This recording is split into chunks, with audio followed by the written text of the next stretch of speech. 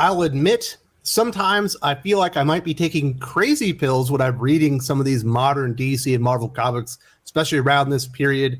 I see a lot of people are praising the latest issue of Superman, Son of Kal-El, #9, and I disagree. It's not terrible. There have been some very, very, very bad issues of this comic book, and this is not the worst or even amongst the worst. But it's not good either. It's got some really creepy stuff going on here. The tone of it is all wrong.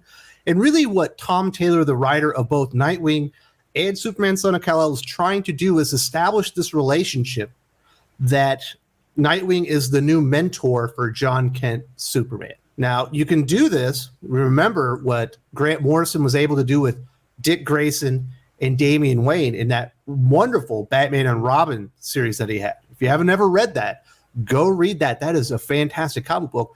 And he was able to take two characters who certainly have a similar lineage and certainly have a connection to Batman, but grew their relationship. By the end, there's this enormous amount of mutual respect, specifically coming from Damian, who doesn't like anybody. And it worked really, really well. Obviously, he had to put some time into it. And Tom Taylor, he ain't got time for that. So he just kind of jumps the gun. And these two are supposed to be working together. Supposedly, there's been 3 superhero deaths in Metropolis as of late, and all the superheroes are on high alert. Batman can't even go out solo. He has to have someone in the buddy system, and Nightwing and Superman, Son of Kal-El, are secretly buddies. Nightwing's going out there and interrupting some nefarious operations that are going on in order to be bait so John Kent can come in here. Now, remember, supposedly 3 superheroes are dead. So this is it's supposed to be an enormous threat, but there's all this cutesy-wootsy bullshit like this. Tom Taylor cannot help himself anymore. I don't know what happened to him. Perhaps he never really had the ability to write a really strong ongoing title. Almost everything that he's done is good, has been a limited series or some type of mini-series. But it's hard to take the threat seriously when these two are just sitting there goofing off when you have 3 superheroes dead. But that's not even the worst thing that happens in this, because by the end of this scene here, one of the villains that they catch, his head blows off because Bendix does it. He's no longer an asset to their criminal enterprise. And it's right in front of John, and John ends up blocking Nightwing so he doesn't get hurt. And John's not feeling very good, so Nightwing goes to comfort him. And there's actually some pretty good moments between the two while they're having this conversation, but it really breaks down into something just strange. If you hadn't read Nightwing 89, this will really come out of nowhere, but Nightwing 89, Tom Taylor decided to make up some weird relationship that these two characters had, because back in the day, John was trying to fly when he was young, and his dad had told him, don't fly, you don't know what you're doing, and he tried flying at night, and he got lost somewhere in North America in a cave. Somehow, Batman and Dick Grayson, Nightwing, found him in a random cave in America before Superman, who can literally he has X-ray vision, you know what I mean? What, did fucking Batman chip this kid or something? How did he get a chip underneath a Kryptonian skin? Get out of here with that. It's just a completely random, stupid thing. And at the end, because he's like 10 years old, Dick Grayson pulls out a lollipop and gives it to him. That was already kind of weird enough, right? You know, Dick Grayson's essentially 30 years old. I don't know why they had him in the red Nightwing costume. Like, you can clearly see how old John is. John was never like in the New 52 or anything like that. He was strictly introduced and was primarily in the Rebirth era of comic books.